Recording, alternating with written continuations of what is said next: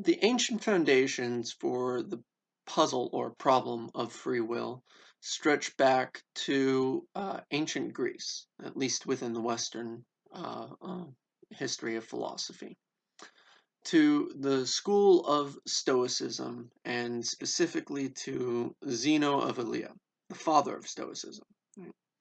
If you'll recall from earlier lectures, Zeno of Elea was a student of Parmenides, right? The pre-Socratic philosopher who believed that everything was one, meaning everything was continuous. It did not admit of parts. That there was no division of space, no division of time either. Right? And it was Zeno who proposed the paradox of the track, as a paradox of the stadium, as a means of proof for proof against motion. Right? Um, I believe we went over this back then, but as a reminder, Stoic comes from the Greek word stoa, meaning porch. Right? The idea being that you could sit on your porch and through pure logical reasoning arrive at all the eternal important truths regarding the nature of reality. This including, um, of course, uh, matters about free will and time. Right? So essentially, the Stoics were the original armchair philosophers, right? Or Stoop Kid from Hey Arnold, if you want to go that way. The Stoics believed in determinism. Now, this is before we get a philosophy really had the division between hard determinism and soft determinism that we use today. Right? They just called it determinism. Right? Another thing that the Stoics believed in was reincarnation. Right? But this was a different ideal of reincarnation than what we see in Eastern philosophies, such as Buddhism and Hindu and Nyaya, Vaishishtika, the Astika schools of um, Indian philosophy. Right? This was the idea that when a person dies, because remember, time itself is an illusion. When a person dies, they are reborn into the same life and live it out in the same way. No variation, no change. Why? Well, remember the proof of motion against motion that is the paradox of the stadium. Right? The stadium is itself a track, right? And you begin at the starting line, right? Cross the starting line and you run, you're going, you're living that life, living that best life. You're growing up, you're learning your multiplication tables. Oh, you have your first crush. Puberty's a bitch. You graduate, go through college, graduate from there. Now you're in debt. Ooh, you find a lovely lad or something in between.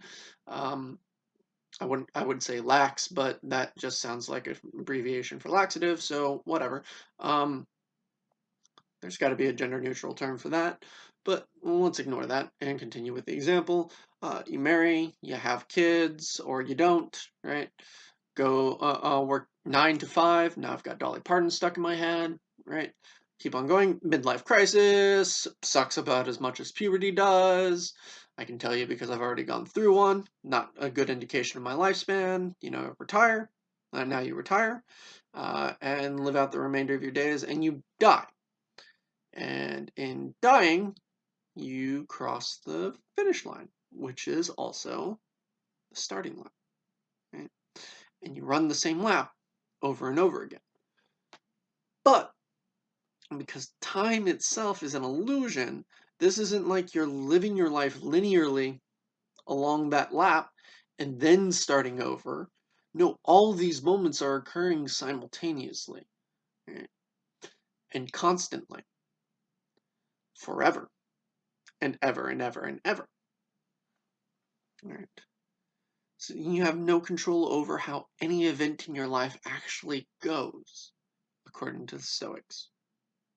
The one thing you do have control over is your attitude, according to Zeno.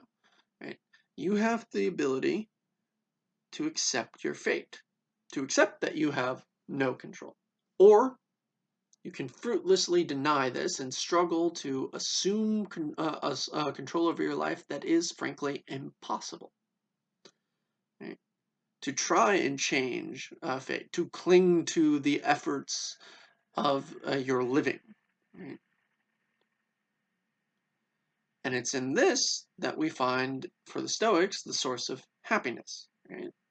Those who cling, who deny that everything is basically preordained because physical processes, um, suffer.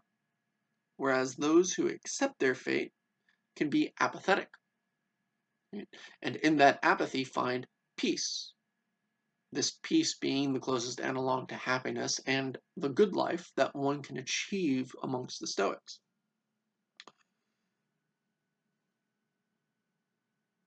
But here's the thing. There's clearly a self-contradiction going on here. Like, amongst all elements of the theory, there's one thing, especially with this idea of reincarnation as being you live your life the exact same way, right? There's one thing that doesn't make sense about this idea that you have control over your attitude. And that's, you've already made the choice in one life, right? Made the choice. So how is it, if you've made the choice in one life, that you have the ability to choose otherwise, to accept your fate or not, in another life, if all time is an illusion, and these events are occurring simultaneously at the moment? You've died, you are dying, you're about to die, you're 10 years from dying. All this is the same, according to the Stoics. All this is simultaneous. Why should you have, you've chosen, you will choose, uh, you have 10 years before you make this, before you choose, right, to accept your fate or not? Why should those decisions be any different than the physical ones, right? The physical events in your life? And there's no solid response for this. And because of this, we get this problem, this puzzle of how determined, how free am I?